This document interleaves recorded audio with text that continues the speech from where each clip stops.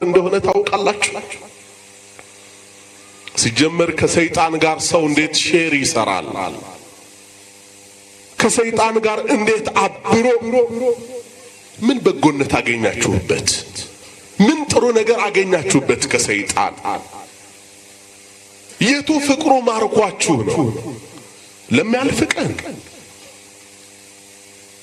ለሚያልፍ ጊዜ፣ ዛሬ ሀብታም ለመሆን፣ በአቋራጭ ለመክበር፣ የተሻለ ነገር ለማግኘት እያንዳንዱ እኮ አስማተኛ ሆነዋል። እያንዳንዱ ሟርተኛ ሆነዋል። እያንዳንዱ አብዷል። ከህሊናው ጋር አይደለም። በመጽሐፍ የተጻፈውን ደግሞ እውነት አስተውሉ። ወደ መናፍስት ጠሪዎች እንዳትሄዱ እንዳትረክሱባቸው ወደ ጎጆአቸው አትግቡ ተብሎ ነው የተጻፈው። ኦሪት ዘሌዋውያን ምዕራፍ 19 ቁጥር 31 ወደ መናፍስት ጠሪዎች እንዳትሄዱ እንዳትረክሱባቸው ወደ ጎጆአቸው አትግቡ አትፈልጓቸው ተብሏል። ብንፈልጋቸውስ ምንድነው የምንሆነው ብላችሁ ብትጠይቁኝ ውጤቱ እብደት ማበድ እንዲህ ተብሎ ነው የተጻፈው። ሁሉን የፈጠረው ሰማያትን ለብቻዬ የዘረጋው ምድርንም ያጸናው እግዚአብሔር እኔ ነኝ። ከኔ ጋር ማን ነበረ? የሐሰተኞችን ምልክት ከንቱ አደርጋለሁ፣ ሟርተኞችንም አሳብዳለሁ ይላል። ማበድ ትፈልጋላችሁ ወይ? ማበድ የሚፈልግ ሰው አለ? ከህሊናችን ጋር ብንሆን አይሻልም? ጠንቋይ ያሉ፣ አስማተኛ ያሉ፣ በሟርት የሚስማሙ ሰዎች ሄደው በንስሐ ካልተመለሱ እግዚአብሔር ፍቅር ካልነካቸው ውጤቱ የሚሆነው እብደት ብቻ። እብደት። ሰው በደም እየታጠበ እንዴት ጤነኛ ሊሆን ይችላል? እኩለ ሌሊት ላይ በደም እየታጠቡ አህያ እየጋለቡ አመር ላይ እየተንከባለሉ ከመናፍስት ጋር እየተነጋገሩ እያሟረቱ እያገሱ እየጮሁ እያጓሩ እንዴት ጤነኞች ሊሆኑ ይችላሉ? አሳብዳለሁ አለ እግዚአብሔር። ትንቢተ ኢሳይያስ ምዕራፍ 44 ቁጥር 24 ላይ ተመለከቱ። እግዚአብሔር ልጆች እኛ አይምሯችን በመንፈስ ቅዱስ ሰላም ስለተጠበቀልን ነው ለዚህ ሰዓት ለዚህ ዕለት የደረስነው።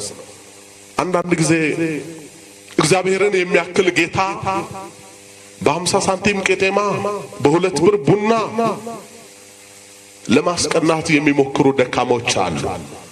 እግዚአብሔር የሚቀና ሆኖ አይደለም፣ ለኛ ስለማይረባ ስለማይጠቅመን ለብዙ ዘመን በእንዲህ አይነት ታስረን ያለናል። የገበያ የሚባል አለ፣ የፍቅር የሚባል አለ፣ የስልጣን የሚባል አለ፣ አስማት ሟርት። በእስራኤል ላይ ሟርት በያዕቆብ ላይ አስማት ግን አይሰራም። ኦሪት ዘኍልቍ ምዕራፍ 23 ቁጥር 23 ላይ እንዲህም እንሆናለን ብላችሁ እንዳታስቡ። አይጥ ቀርቶ ለምን ጉማሬ ሲገንዝ አያድርም? እኛ የማን ልጆች ነን? የማን ልጆች ነን? ቢሆንማ ሰይጣን የቻለውን ሁሉ ያደርጋል። የቻለውን ለምን ነግዳችሁ አተረፋችሁ? ለምን ተምራችሁ ውጤታማዎች ሆናችሁ? ለምን እንዲህ አይነት ፍቅር በዛላችሁ? ጠላት ሊበሳጭ ይችላል። ጠላት ሊቆጣ ይችላል። እኛ እግዚአብሔር ልጆች ከሆን ግን ማንም በእኛ ላይ ስልጣን የለውም። የሚነካችሁ የዓይኑን ብሌን እንደሚነካ ነው የሚለው ቃል አስሮናል እኮ። የሚነካችሁ የዓይኑን ብሌን የዓይኔን ነው እንደውም ያለው እኮ ትንቢተ ዘካርያስ ምዕራፍ 2 ቁጥር 8 ላይ የዓይኔን ብሌን ይሄ ተስፋ ቃል ያለን እግዚአብሔር ልጆች ነን። ስለዚህ ገበያዬ ይዘጋል፣ ዕጣ ፈንታዬ እንደዚህ ይሆናል፣ እንዲህ አይነት ተረት እንዲህ አይነት ጫወታ የለም በእኛ መካከል። ግን ሰው ወዴት እየሄደ ነው? ትውልዱ ወዴት ነው እየተነዳ ያለው? ይሄ የምናየው የጓጓንለት ልባችንን የማረከው ዓለም ሁሉ በሰከንዶች ርፍራፊ እንደ ወረቀት ይጠቀለላል። ሰማያትም እንደ ጢስ በነው ያልፋሉ። እኛ እንኳን ታይተን እንደሚጠፋ እንፋሎት ነን። ለዚህ ዛሬን ለመኖር ነገን አለመኖር ምርጫ፣ አንድ ቀንን ለመኖር ዘላለምን አለመኖር ምርጫ። ዛሬን መደሰት እድሜ ዘመንን ሙሉ አለመደሰትን እንደ ምርጫ የወሰድን ሰዎች አለን። እግዚአብሔር ወደ ልባችን ይመልሰን። ሰይጣን ክፉ ነው። ዲያብሎስ ክፉ ነው። ሉሲፈር ክፉ ነው።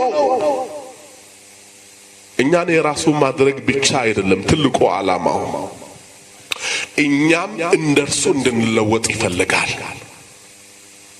ስንት ሰዎች ናቸው የሰው ደም የጠጡ? ስንት ሰዎች ናቸው የሰው ስጋ የበሉ? የሰው ስጋ ተመግበው ደግሞ በሕይወት መቆም እንደሌለ ታውቃላችሁ። ትርፉ እብደት ነው። ሟርተኞችን አሳብዳል። እግዚአብሔር ይሻላል አይሻልም? እስኪ ለኔስ እግዚአብሔር ይሻለኛል ምትሉ እስኪ ምርጫችሁ እግዚአብሔር የሆነ ሁላችሁ እግዚአብሔር ይባርካችሁ። ጥንቆላን ርገሙ፣ ሟርትን ርገሙ፣ አስማትን ርገሙ፣ የጠላትን መንፈስ ርገሙ። በእግዚአብሔር ስም የተገሰጸ ይሁን። በእውነት አስማተኞችን መሰረታቸውን የሚነቅል ጌታ፣ የታመነው ንጉሥ፣ የዳጎን ጠላት ልዑል አምላካችን እግዚአብሔር የቸርነቱን ሥራ ይስራልን። እየጠፋ እየሞተ ያለው ሕዝባችንን በመንፈሱ ወደ መቅደሱ ያምጣልን። እናንተም እመኑ እንጂ እንዳትፈሩ። ምን ሊያደርገን ይችላል ሰይጣን? እናምናለን አይደለም? ግን አንፈራም እኮ አይደለም? አዎ የይስሐቅን እንጀራ